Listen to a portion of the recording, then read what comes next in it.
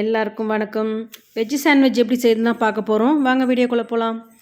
ஒரு கேப்சிகம் எடுத்துக்கோங்க, ஒரு கேரட் எடுத்துக்கோங்க, ஒரு வெங்காயம், ஒரு தக்காளி எடுத்துக்கோங்க, கோஸ் கொஞ்சம் எடுத்துக்கோங்க. இதெல்லாம் பொடியாக கட் பண்ணி வச்சுக்கோங்க. சீஸ் தேவைப்பட்டால் போட்டுக்கலாம், இல்லைனாலும் வேணாம். இதெல்லாம் பொடியாக கட் பண்ணி வச்சுட்டு கொஞ்சம் வெண்ணெய் எடுத்துக்கோங்க. ப்ரெட்டு தேவையானது எடுத்துக்கோங்க.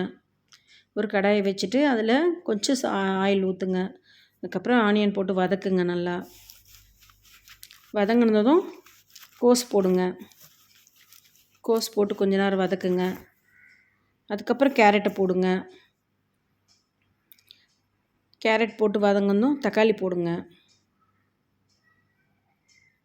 தக்காளி வதங்கின பிற்பாடு கேப்சிகம் போடுங்க. அரை வேக்காடு வதங்கினா போதும், அதுக்கு மேலே தேவைப்படாது. ரொம்பலாம் வதக்கக்கூடாது.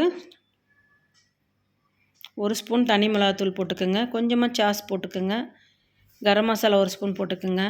சாட் மசாலா தான் கொஞ்சமாக தேவையான அளவுக்கு போட்டுக்கோங்க. சால்ட்டு தேவையான அளவு போட்டுக்கோங்க. ப்ரெட்டில் 2 பக்கமும் வெண்ணெய் தடவிடுங்க.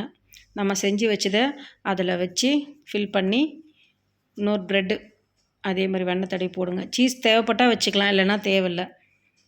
அது சாப்பிட்றவங்க வேணும்னா வச்சுக்கலாம். அவ்வளோதான். அதை வச்சுட்டு நம்ம ரோஸ்ட் பண்ணி எடுத்துக்கணும். இப்போ நாங்கள் அத்துல்யாக்காக அந்த மோரெல்லாம் கட் பண்ணிவிட்டு ஒரு ப்ரெட்டு போட்டோம். நல்லா இருந்துச்சு டேஸ்ட்டு பார்க்குறதுக்கு.